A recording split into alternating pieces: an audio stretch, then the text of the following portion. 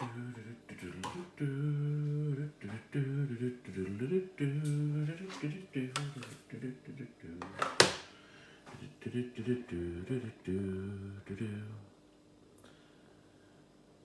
guys, fully aware I'm talking to myself for a minute or two. I don't know how popular this stream will be. I've only just kind of announced that I'm doing it, so I found myself with 5 minutes, but you know the drill. I'm just going to give it a minute or two for people who do follow these streams to log on and check it out, and if you're enjoying what you see, you can carry on watching and then I'll carry on talking. But yeah, just give it a minute. We're going to be talking about the Sharp Twin Famicom in just a minute or two.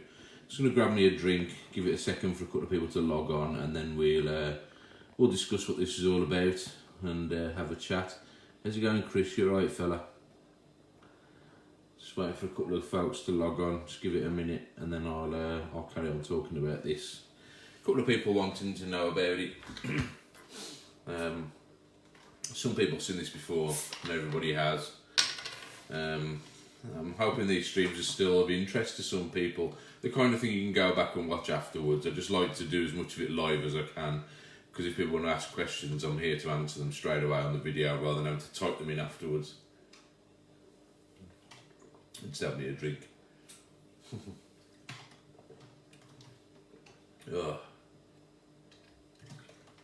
Excuse me. Yeah, there we go. Right. Yeah, a couple people might join us in a minute, but I might as well crack on. I've got some spare time tonight, but not infinite amount. Right, so anyway, this is the latest YamYam retro gaming stream. How's it going, folks? Hope you're having a good evening and everything. And I just want to do a quick video to talk about one of my recent pickups. I picked this up just before Christmas.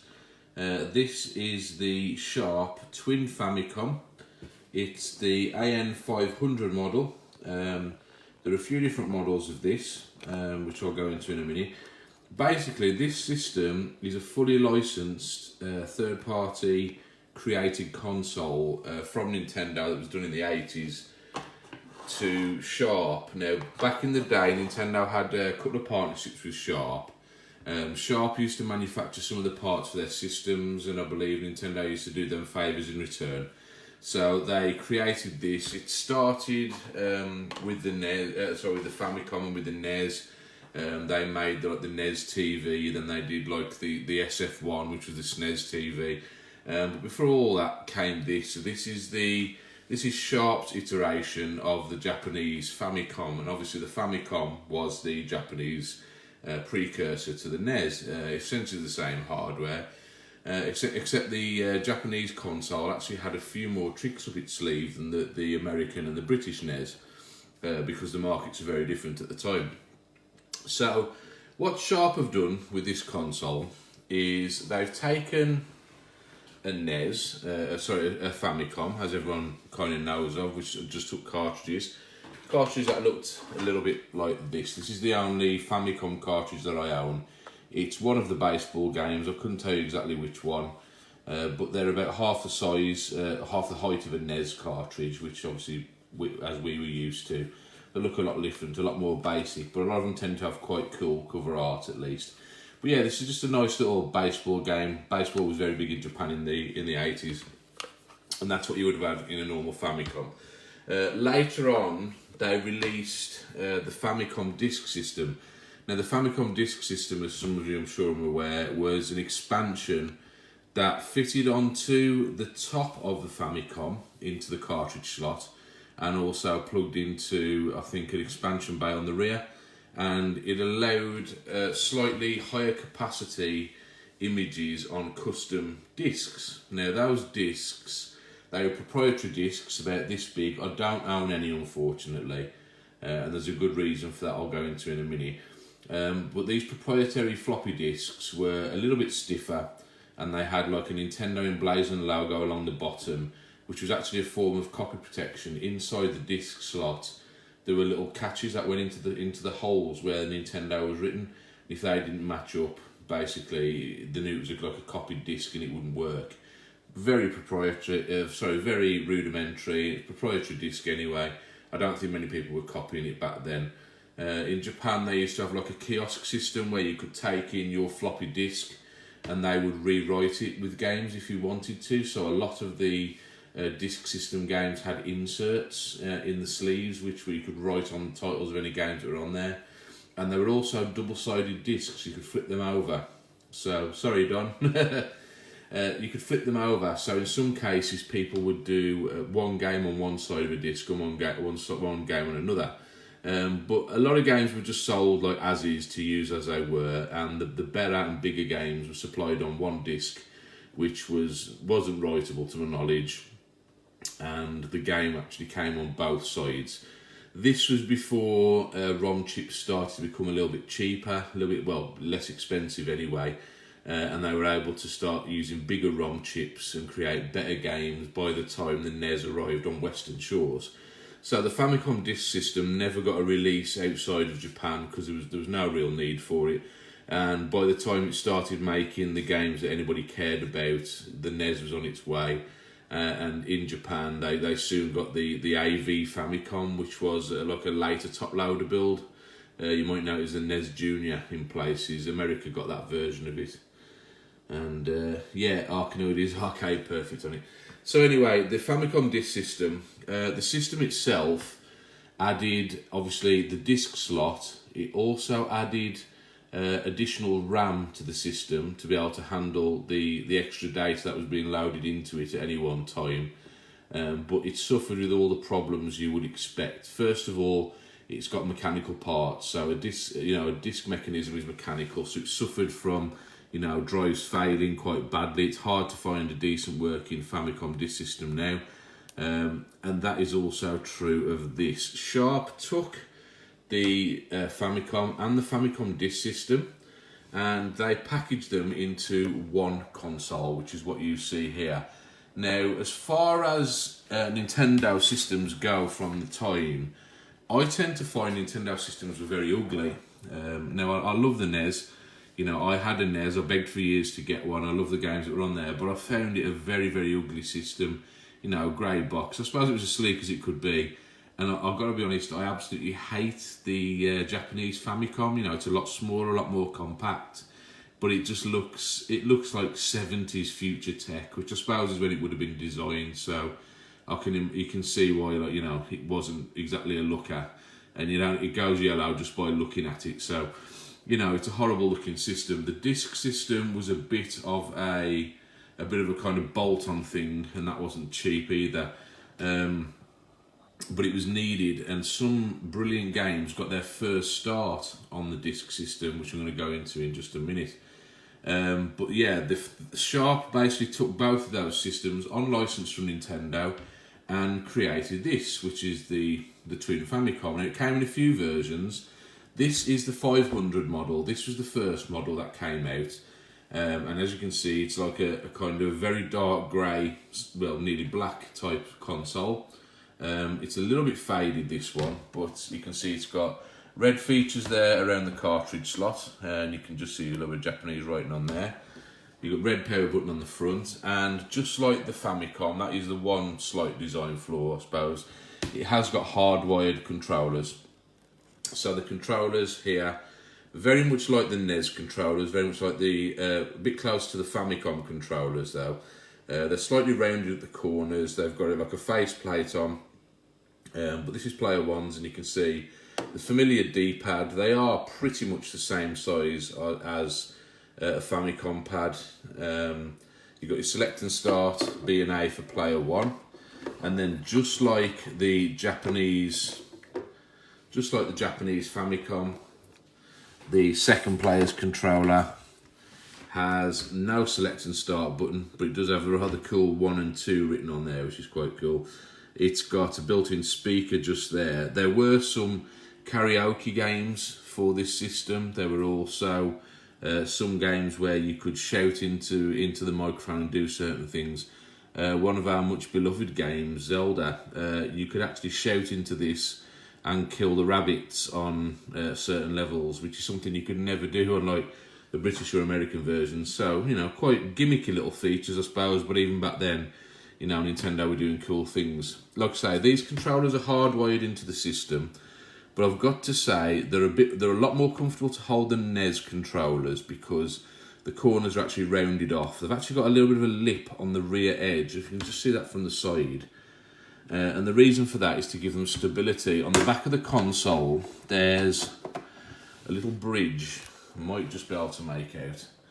And the two controllers sit in two little trays at the back there. So I suppose in the way the Famicom kind of did it at the sides, they've done it at the rear with this, which does make it slightly neater. And with it being a bigger system anyway, it made a lot more sense. And from the front, it's a nice, presentable little console. It does mean you can't unplug your controllers if you want to store this thing away, but there you go. They did later release a slightly later version of this called the AN505 model. Like I said, this early 500 model came in two colours. You had black with a red section there, and then they also did it in an entirely red console with a black section there. They then released the 505 model.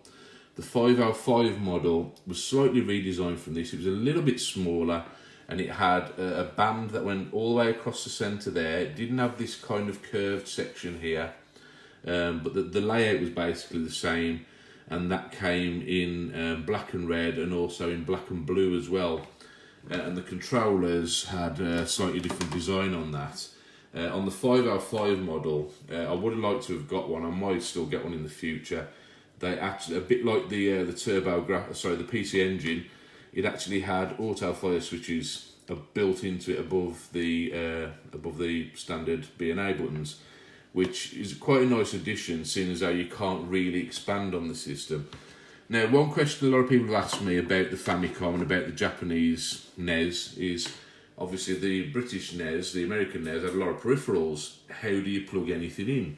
How did you use things like, people have asked, like, how did you use a phaser? How did you use things like the Power Glove and that? Well, there weren't a massive amount of peripherals, but the ones that did tend to be released by Hudson Soft, because back in the day, Nintendo had a partnership with Hudson Soft, and they used to create additional things. You used to be able to get a thing called the Hudson controller for the Japanese Famicom, and it has actually got an expansion port, which you can see just about on the side there. Now it's the same size and shape. I believe it's a 15-pin connection. It's exactly the same size and shape as a serial port connector or a Neo Geo connector. If you've ever seen the connectors on a Neo Geo, it's the same port. And not long ago, when I actually come to build my own custom Neo Geo controllers, what I did was I took a Famicom extension cable designed for this, because it was a lot cheaper to get than to butcher original Neo Geo controllers, and just cut the end off. But then obviously the pinouts and everything are different, so I wired it for a Neo Geo. But the principle's the same thing and the connector's the same. Now, things like that, you could get a NES-like controller that plugs straight into this. I believe people now make them with twin controllers that plug into this section, which is quite good. But depending on the game, it may or may not recognise the controllers. I think only a few games were designed to utilise that. Something to do with the way the controller IDs are coded in. Because I've got a Japanese Power Glove. Now, they never actually released a glove ball on the Japanese system. They only released it in America, and I've tried using a converter to use my Japanese Power Glove on a British NES using an American ROM of Power Glove, and it just doesn't work. The way it assigns the controller ID is completely different. Is there a dedicated Arkanoid controller, Alan? That's good to know. I might get one. Oh, thanks, Alan. I really appreciate that, mate. You're a superstar. That'd be really cool. Alan's just said, guys, he'll give me some arcade sticks for this. That's really nice of you, Alan. I really appreciate that, mate. Thank you. And I'll definitely make the most of this. Obviously, like all my consoles, I'm going to share them at events and things like that. So, as far as connectivity goes, you've got the cartridge slot on the top. Around the front, you've got your disc slot here, which looks much like a 3.5-inch disc slot, but it's not. It's for the proprietary Nintendo discs. You've got your power button here on the right hand side.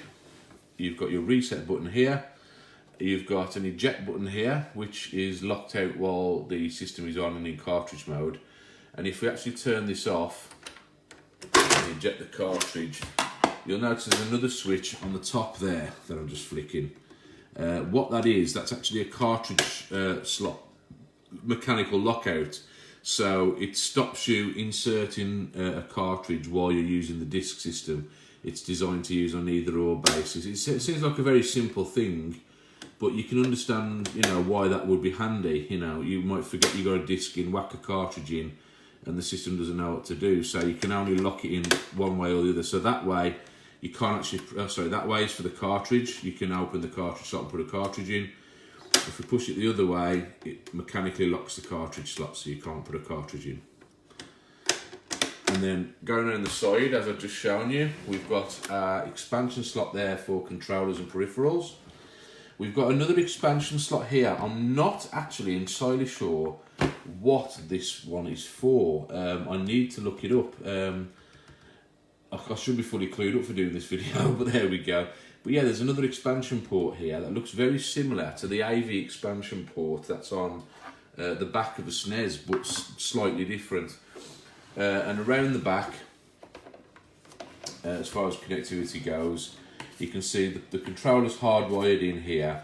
What I may do, I know it kind of takes away from the authenticity of an old system, but I might be modding this anyway. You've got an area here that will be ripe to put in some small connectors. There's only a few pins inside a Famicom controller, so what I may actually do is modify this section here, remove these cables from being hardwired and create two ports here for the joypads.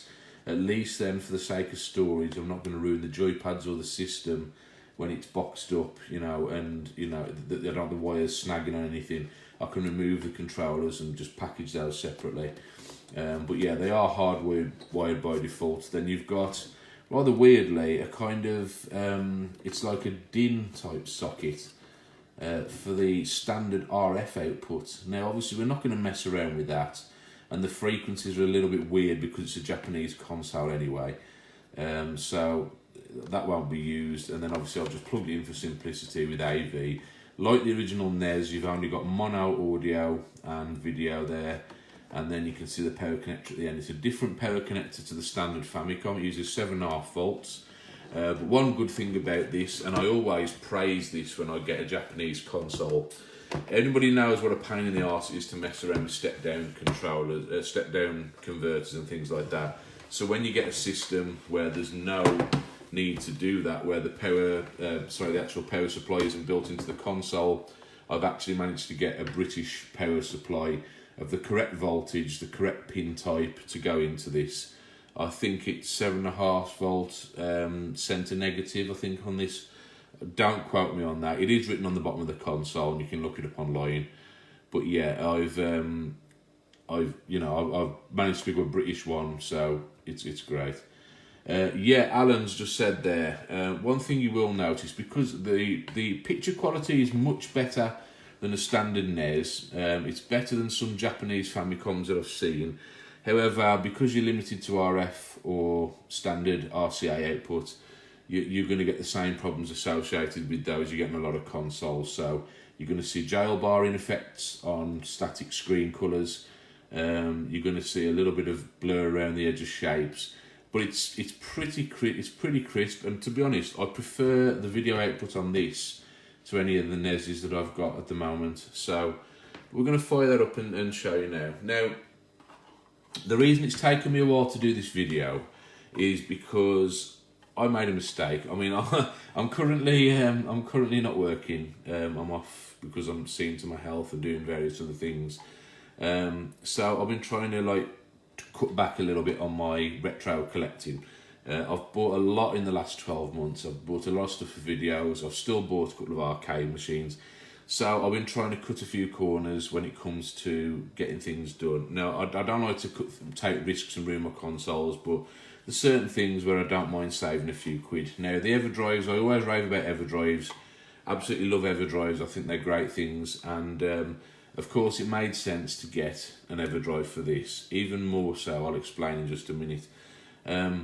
But what I did is there are third-party like clone versions of the Everdrive available for some consoles, and I did pick up one. They're called the Jack DIY. That's a weird name, I know. It's Jack-DIY Everdrives, and they're just clones of Crix's Everdrives N8s. Now, I bought one for my NES, use it all the time, works perfectly fine. You know, all the games work, you can play all the regions, and it works nice, and it's a lot cheaper than Crix's Everdrive, and you get this funky see-through blue shell case. I hunted down and realised they're kind of hard to come by, but they do a Famicom version.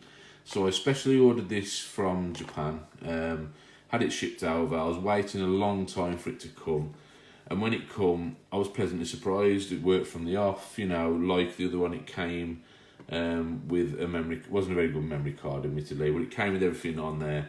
So I was able to test the machine and that, but then there was a problem that I encountered. The standard, the British NES and the American NES had one thing majorly lacking from the Japanese Famicom.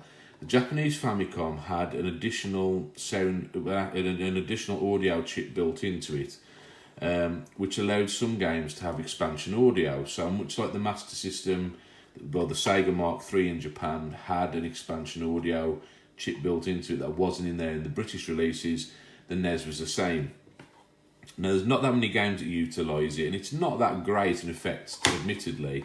But the problem is the way they programmed some of the games for the Famicom, without proper access to that coding on the cartridge, the system can't access the expanded audio, and some of the audio layers were missing, and it makes some games sound absolutely terrible. Now, so that's not a big problem because you can get patched versions of the ROMs and things like that. But at the end of the day, I've bought, you know, the twin Famicom. I want it to have all the features that the Japanese Famicom had and that the disk system had. The Famicom disk system had further enhanced audio, and unfortunately with this, because it's a clone, it uses it's got like hacked firmware, which is slightly older than the current firmware. It's got battery backup, so it will do battery saves. It will do most of the stuff that an original Everdrive N8 will, but unfortunately it doesn't support the expanded audio, and that was a big letdown for me. So I paid about half for this what I paid for original Everdrive.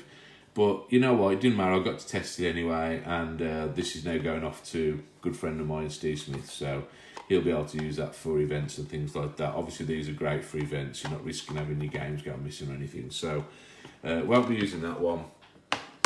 And then obviously I went to my friends at Retro Towers in the UK and got an original Crix Everdrive. It's money good, well spent in this instance.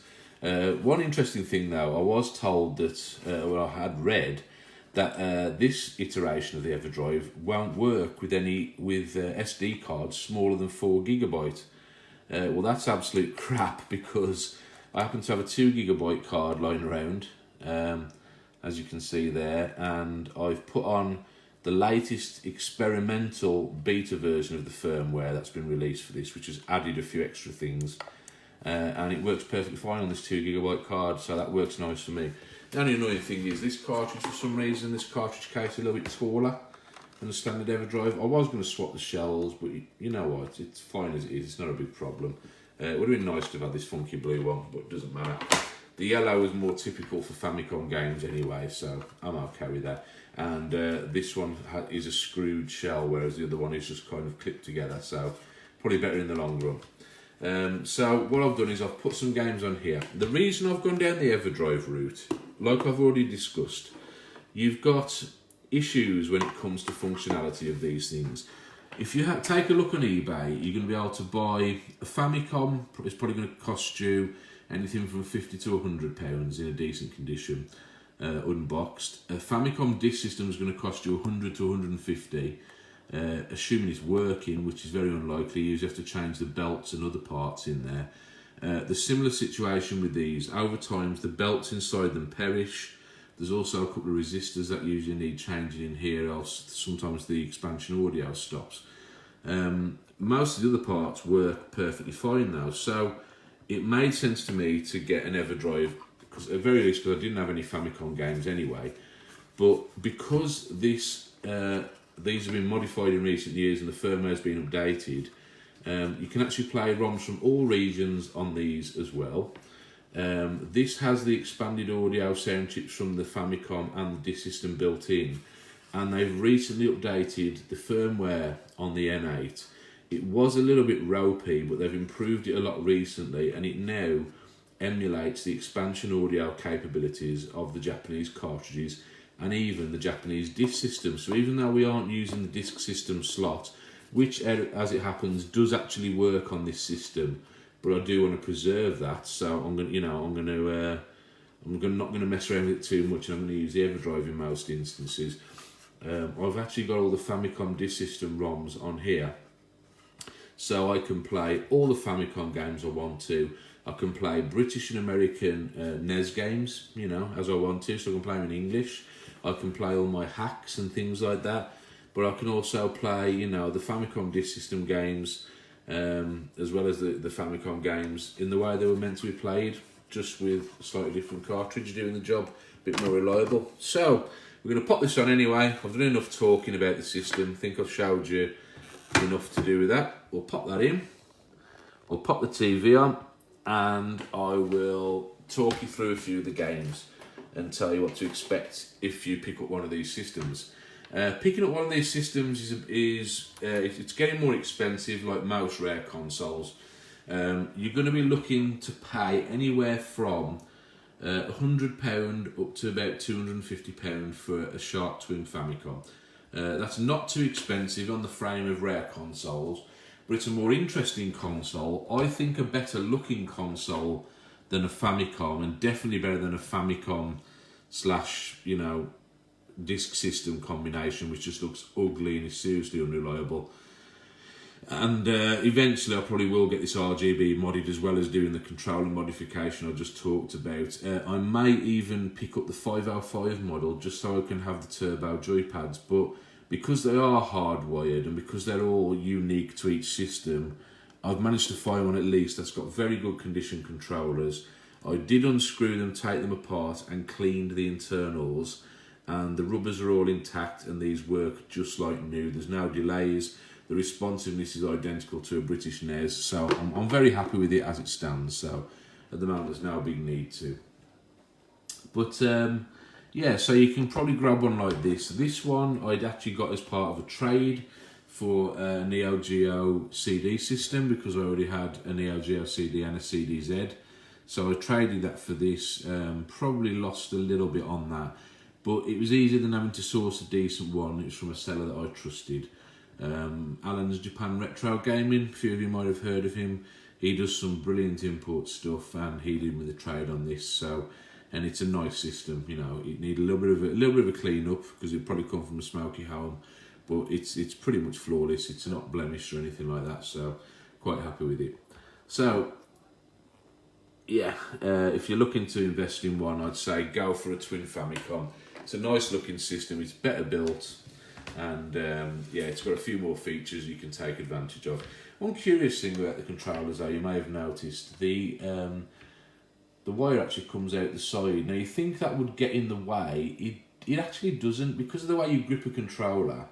You tend to grip a controller like that anyway. So what tends to happen is you're gripping the wire between your first and second finger there. So it doesn't kind of get in the way at all. It actually helps you with a little bit of grip, I suppose. Because you've got rounded corners, it's quite a nice and soft to hold anyway. So yeah, so going on, obviously we've loaded up there, we've got the Everdrive. I'll just show you a couple of games running. I haven't got a full Japanese library on here, but I have added a couple of things that I will be using on here. So obviously, because we've got like a 60Hz machine here, I've made most of the primary ROMs American ROMs, which makes the most sense. They'll run at the correct speed. They'll have all the obviously English language and everything like that.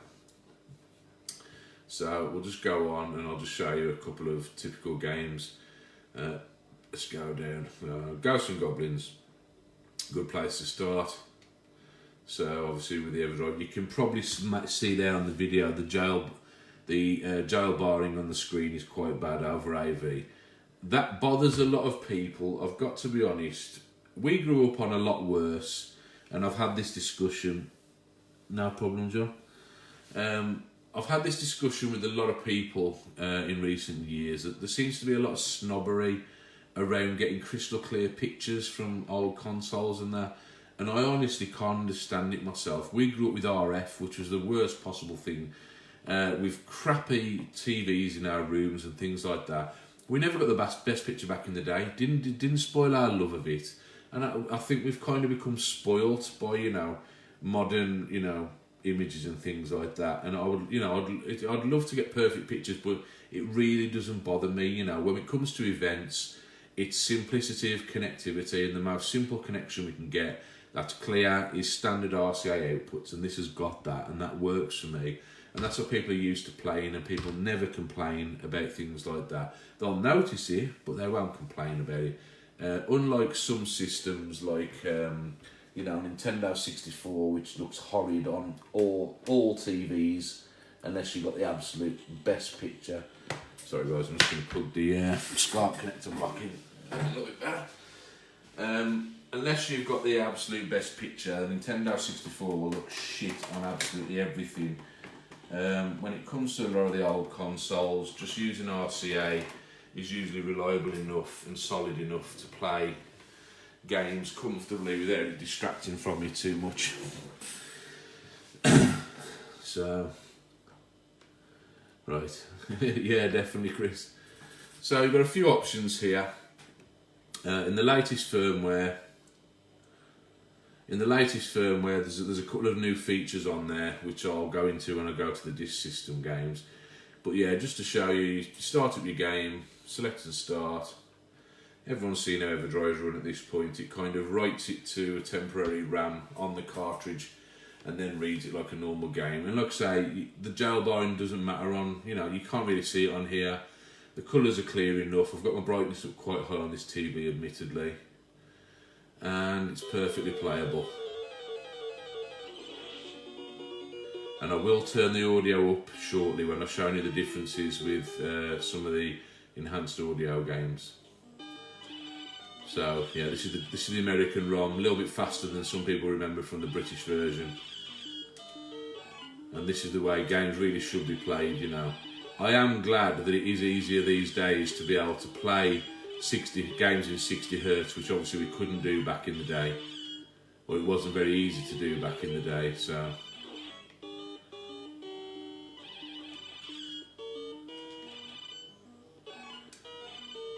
Is he dead by now? I'll die here because the demon's coming up in it. Oh, and the flame, that's what I didn't want. Yeah, I was definitely going to die there. So, yeah, so that's a typical, American game. Now, where the Twin Famicom and where the Famicom in general gets its ace over the British or the Western versions is in the expansion audio. Now, there's a few games that actually came out in Japan first, and some that even came out on the disk system before they got released anywhere else in the world. So they have got slight changes to them, obviously in the way they work, because you wouldn't have intermittent loading on a cartridge, whereas you had to with the disk system. And along with that, because they obviously were on the Famicom and because they had the disk system's expanded RAM, they've got expanded audio, so they actually look and sound quite a bit different from the Western versions that we've been playing today. Obviously, if you've got an original NES, you'll be playing the British versions, which got slightly slower audio and may have slight changes from anything that you're playing emulated right now. Because if you tend to use virtual consoles and things like that, they'll tend to be the American versions of ROMs, so they're running at the correct speeds. They never used to compensate properly for the 50 Hz over here. So you'll be used to playing American ROMs and things like that now. But yeah, the Famicom disk system definitely got a lot different on there. So if I jump to, I'm going to show you a couple of examples here of games that show the difference between the audios.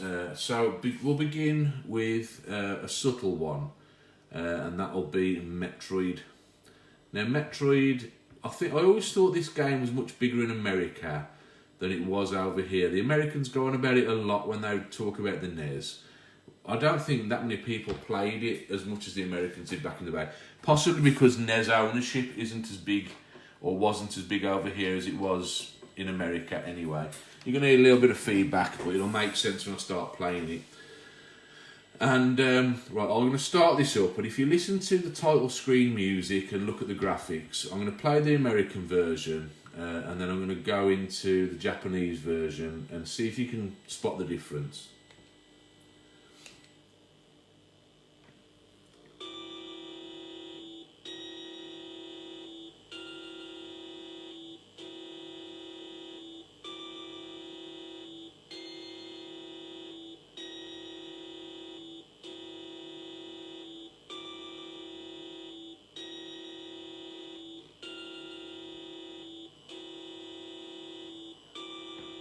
Just jump into the game.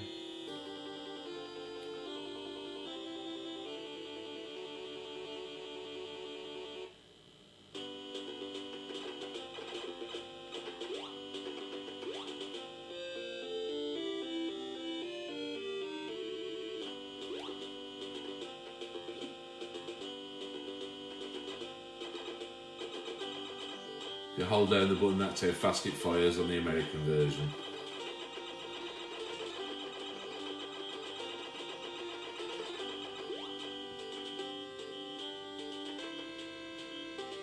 And now what we'll do is we'll jump over to the Famicom Disk System version of the game.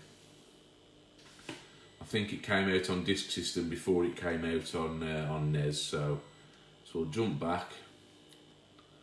And now we'll load up the Japanese Famicom Disk System version of the game,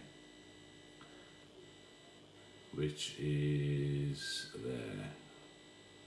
You can see the FDS extension there, and listen to the difference. It's only subtle with this game, but you should be able to hear it.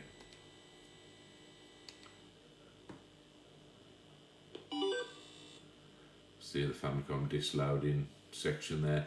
It automatically switches and automatically does the disc side swapping on this, so you'll have to put up with that.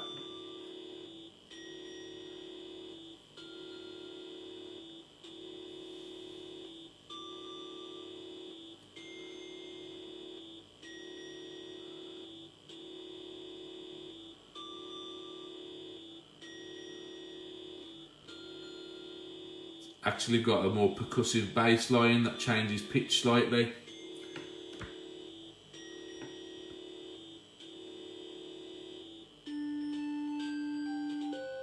And it's very different at this point.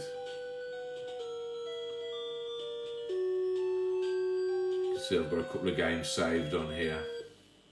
The Everdrive does support save states and inbuilt saves for Famicom Disk System as well as NES. And in the game you should hear some subtle changes within the game.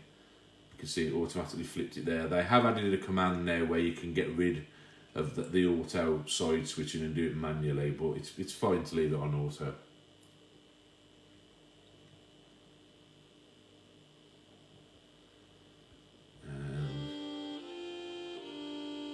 You can probably hear the difference now.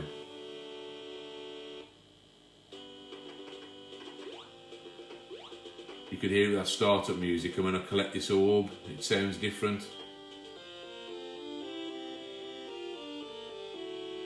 It's a lot more orchestraic, and obviously a few little differences here. When you hold down the fire button on the Japanese version, you can see it does the fire rate a lot slower. Obviously Japanese games tended to be a lot harder than British games anyway. But I'll switch to another couple of games just to show those differences. We'll go to a slightly more obvious one now, and we're going to go to Zelda. So again, we'll go with American first, and we'll go with Legend of Zelda 1. And this title screen music should be familiar to a lot of people.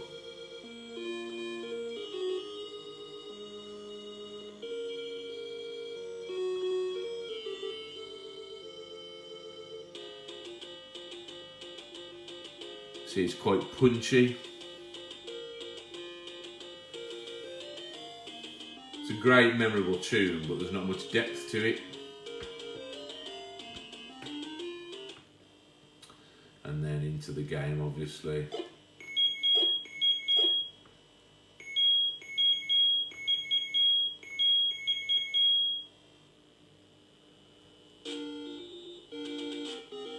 That familiar Zelda music.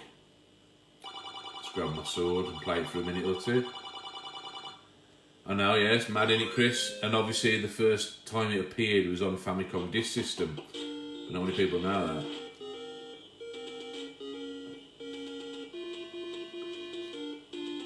I mean, it's good in everything, you know. But we'll compare it to the Japanese version. You should be able to hear the difference. Even in some of the sound effects.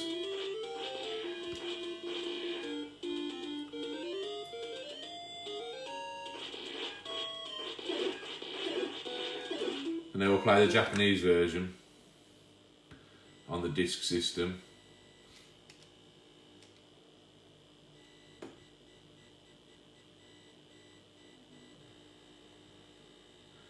And you won't hear a lot of the title screen music because I've got it set on automatic disc swap, so it will go off pretty quick, but you'll hear the difference straight away.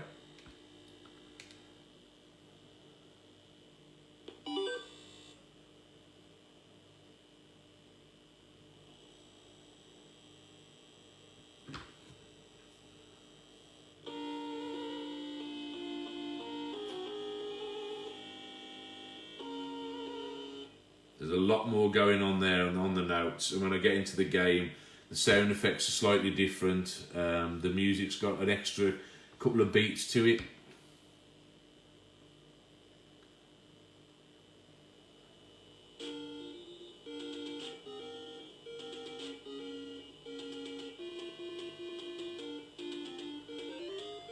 It's a lot more gentle, more akin to the SNES overworld music.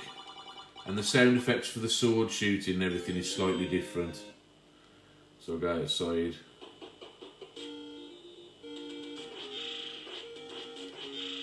That's a much different sound effect.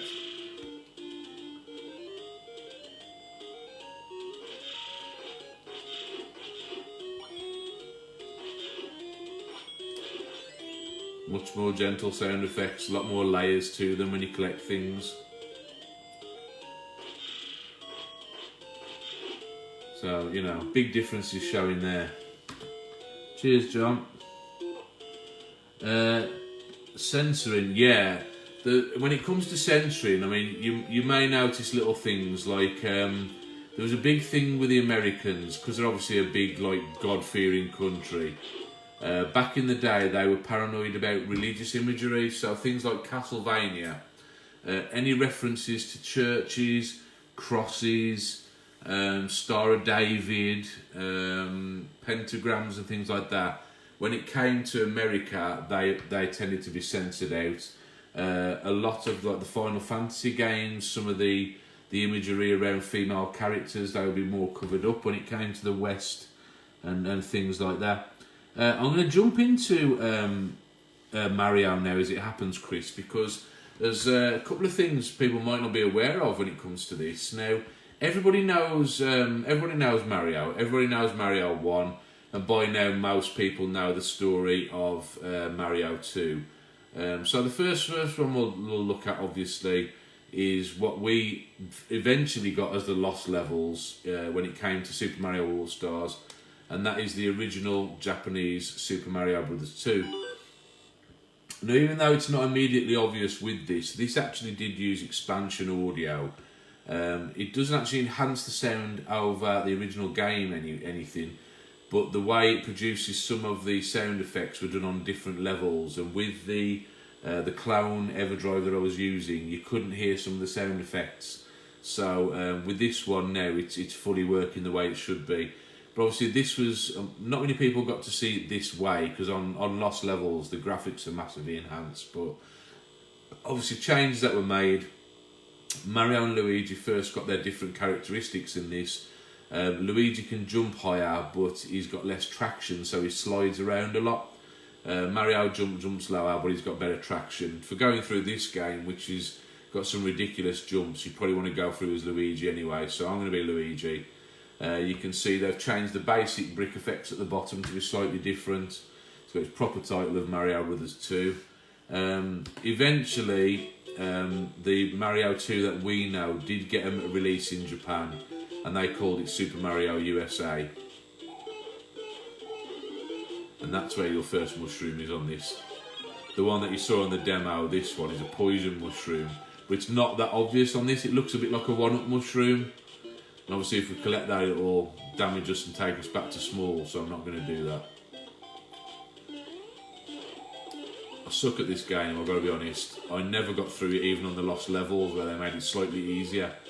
But it's nice to control with these joypads, you know, these joypads feel good. See if we'll get through one stage at least so I don't look too pants. Nope.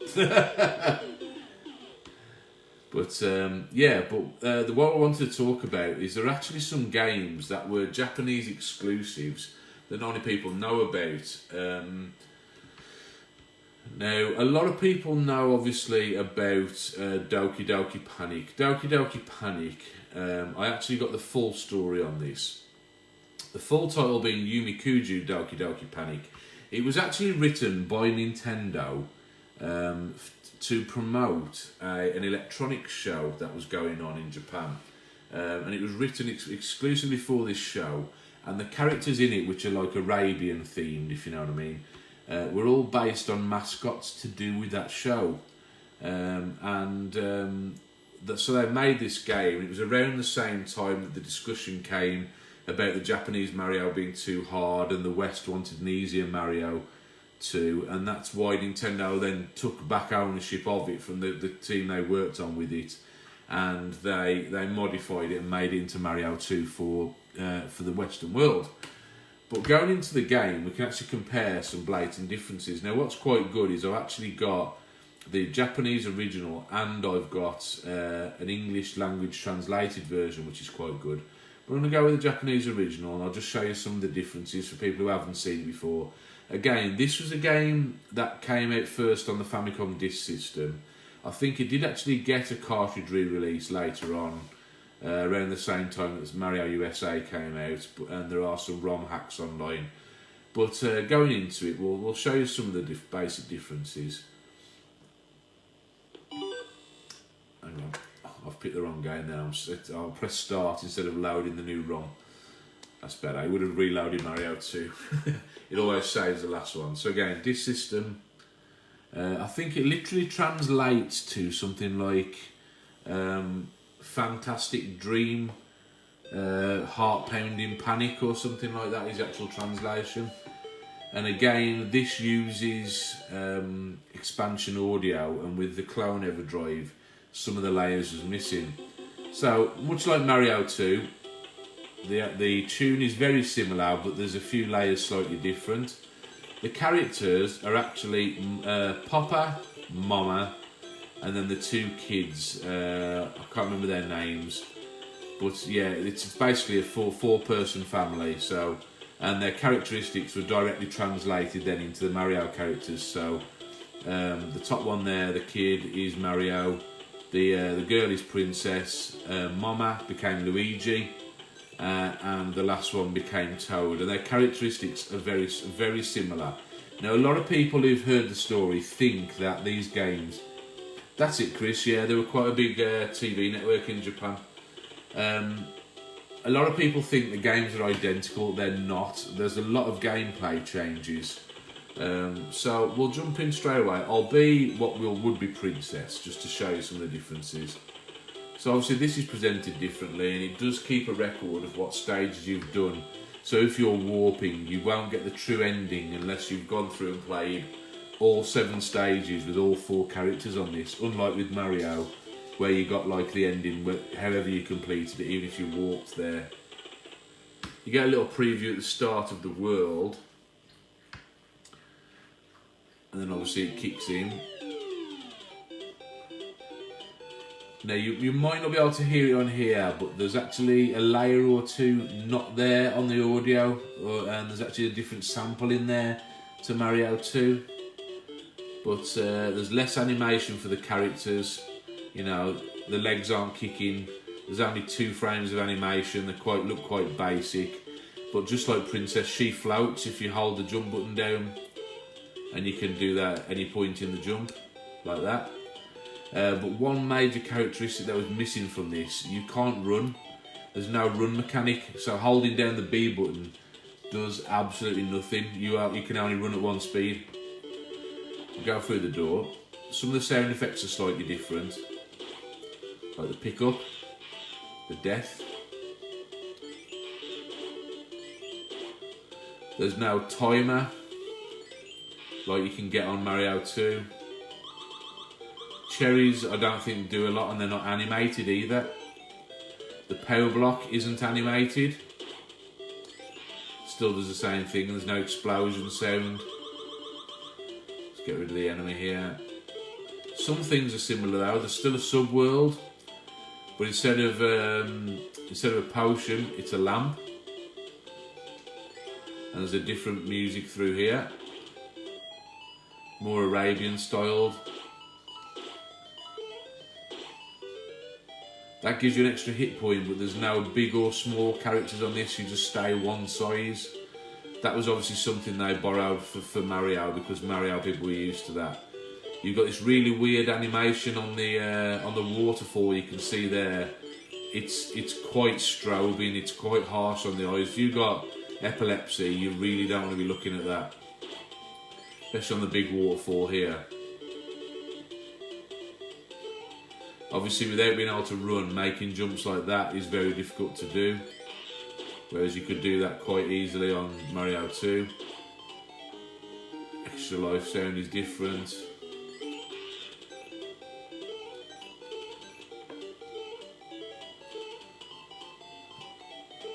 Then a lot of the level design and everything is the same.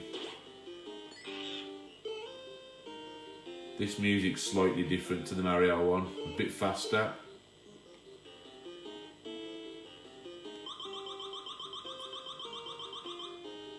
But the shortcut still exists, so you can still do crouch boost jumps.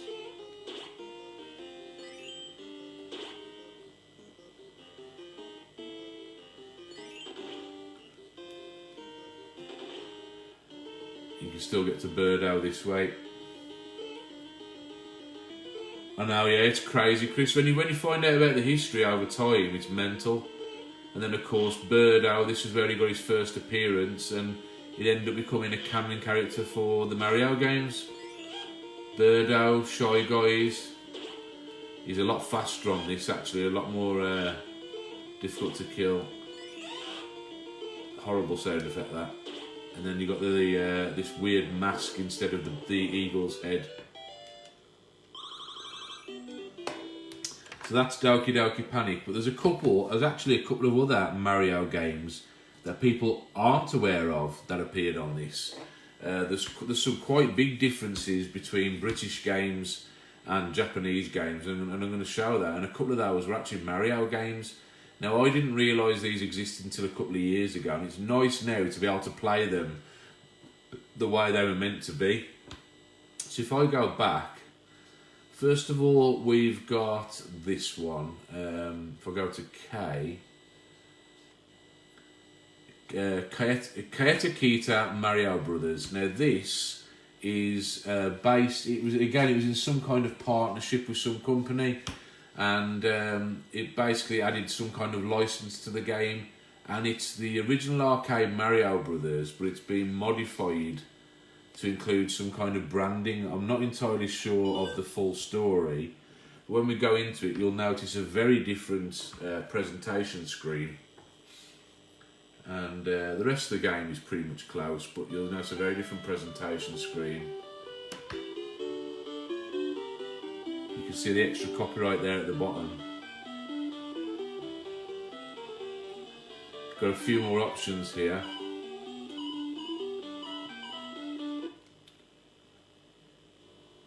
And you can see we get this weird intro. Now, unfortunately, you can't skip past this, and I'm not quite sure why.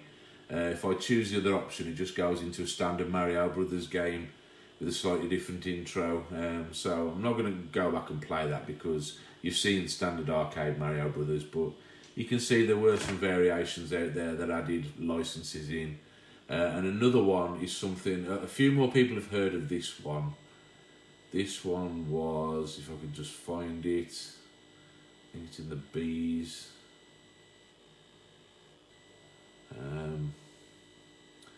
There we go. All Night Nippon Super Mario Brothers. A few more people have heard this. Might as well have been. Yeah, All Night Nippon Super Mario Brothers. This was something to do with some kind of really popular comedy radio show in Japan, from what I understand, that got tied into TV. And what they've done is they've changed the characters and a lot of the graphics around this show. You won't get the references, but it does look drastically different.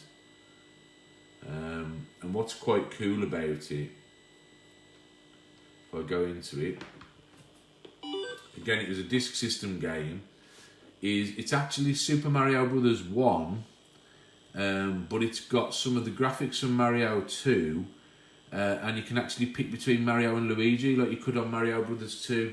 So you're basically playing Mario Brothers 1 with Mario Brothers 2 mechanics.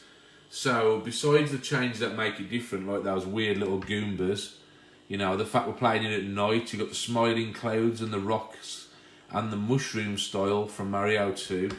You know, you're getting to use the Mario 2 mechanics, which is quite cool. We'll just play a little bit of this.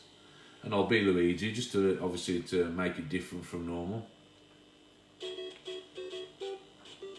And yes, you can see he slides a lot more than Mario does. He jumps a lot higher than Mario does. So it's interesting to kind of play through this. Oh, and I should mention that the layout of power-ups and everything is different. You can see the mushrooms in the top there instead of in the first block. But a lot of the other secrets are the same, so there's still an extra life somewhere here. Oh, I think it's a bit further along. And you can still go down this pipe. Yeah, playing as proper Luigi, I suppose, in this is a lot more interesting. Exactly, Chris, you know what I mean?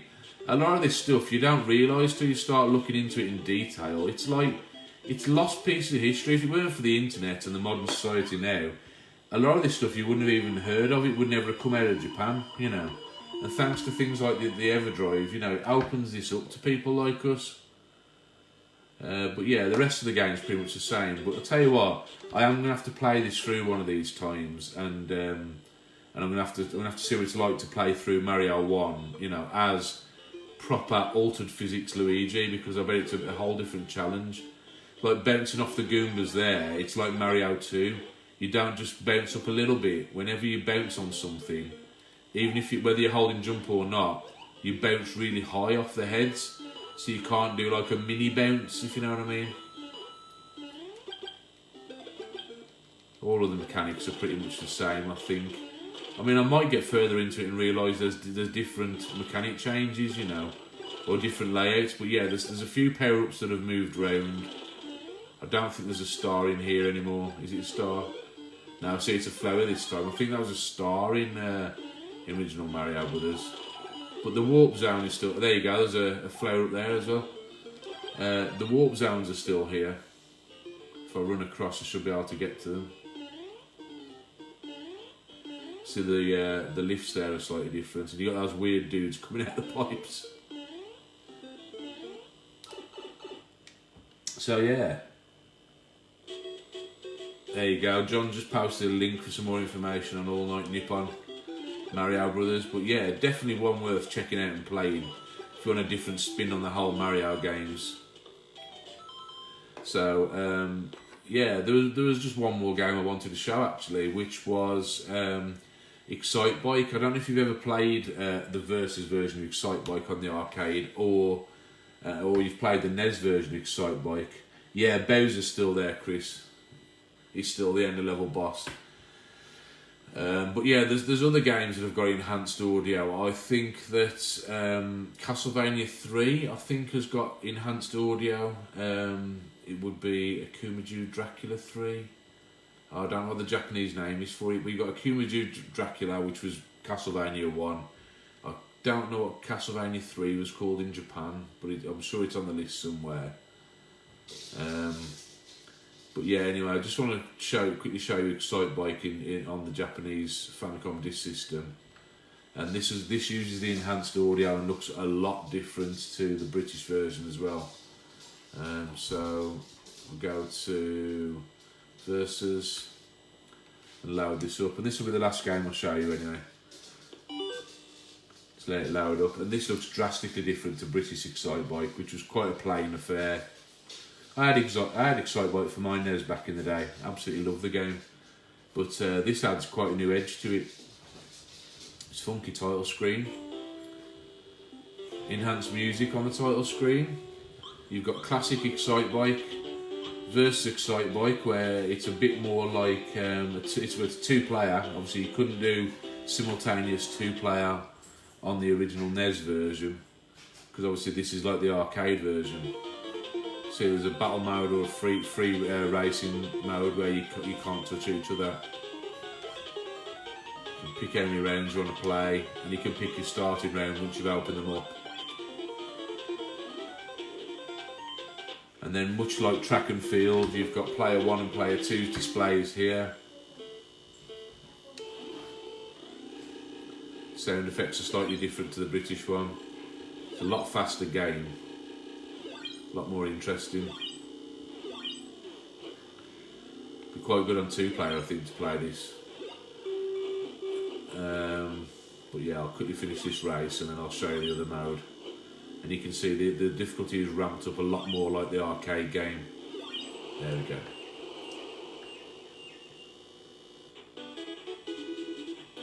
So again, interesting to play this game in a different way to normal. Gives that, but then it switches to side A either way.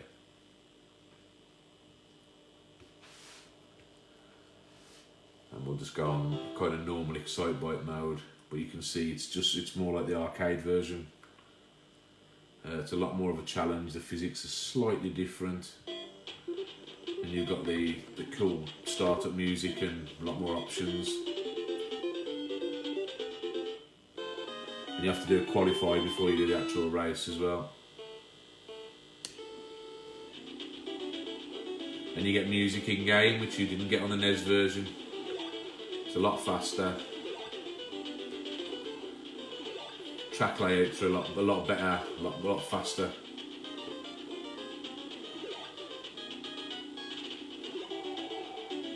You get a little warning there when you're close to temperature. Designed to be a bit more fast paced, I suppose, for the arcade.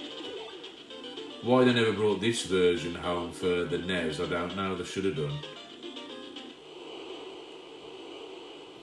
And then in race, it's a lot more challenging.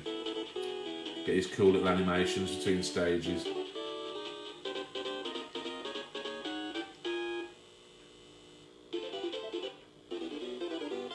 Got different coloured characters and them all being the same as well.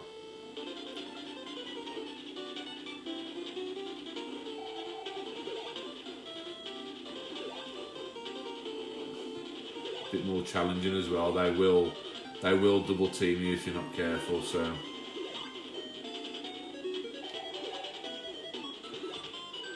Just to land flat to get the mouse boost there.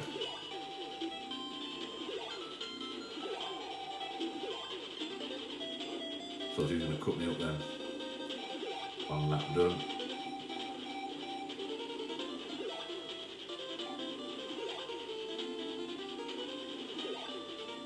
I think the guy in blue is like your pacemaker. Asshole. That's where a turbo pad would come in handy.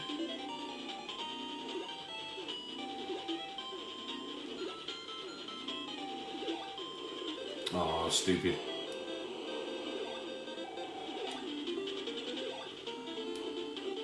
Make up some time now. Oh, yes. See how well we did. Yeah. So, anyway. So that was the Sharp Twin Famicom. Anyway, I think the best way to get into the Famicom, if you don't currently own a Famicom, definitely the way you should go. You're getting to experience all the best parts of the Japanese Famicom and the hardware expansions. Get yourself an Everdrive and you can fully enjoy all the titles without the risk of breakdowns of the disc system and the inconvenience. And check out some games that you might not have played before.